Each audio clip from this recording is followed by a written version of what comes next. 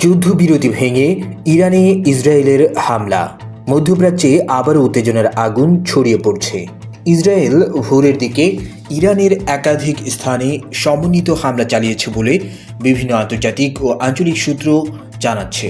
প্রাথমিক তথ্য অনুযায়ী হামলার লক্ষ্য ছিল তেহরানের আশপাশ সহ বিভিন্ন কৌশলগত সামরিক অবকাঠামো।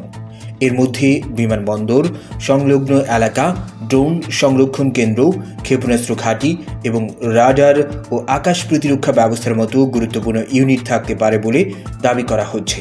বিভিন্ন প্রতিবেদনে বলা হচ্ছে হামলাগুলো একাধিক দিক থেকে পরিচালিত হয়েছে এবং কিছু ক্ষেত্রে আকাশসীমার বাইরে থেকে ক্ষেপণাস্ত্র নিক্ষেপের কথাও উল্লেখ করা হচ্ছে। এদিকে এই ঘটনার পর পুরো অঞ্চলে নতুন করে নিরাপত্তা উদ্বেগ তৈরি হয়েছে। আন্তর্জাতিক মহল পরিস্থিতির উপর ঘনিষ্ঠ নজর রাখছে, কারণ এই ধরনের সামরিক উত্তেজনা দ্রুত আরও বিস্তৃত আঞ্চলিক সংঘাতে রূপ নিতে পারে বলে আশঙ্কা করা হচ্ছে। ইরান এখনও ক্ষয়ক্ষতি বা প্রতিক্রিয়া নিয়ে বিস্তারিত আনুষ্ঠানিক বিবৃতি দেয়নি, তবে পরিস্থিতি যে দ্রুত পরিবর্তন হচ্ছে তাই স্পষ্ট। মধ্যপ্রাচ্যের এই নতুন উত্তেজনা আবারও বিশ্ব রাজনীতিতে অস্থিরতার ইঙ্গিত দিচ্ছে, যেখানে প্রতিটি পদক্ষেপই হতে পারে আর বড় কোনো সংঘাতের সূচনা।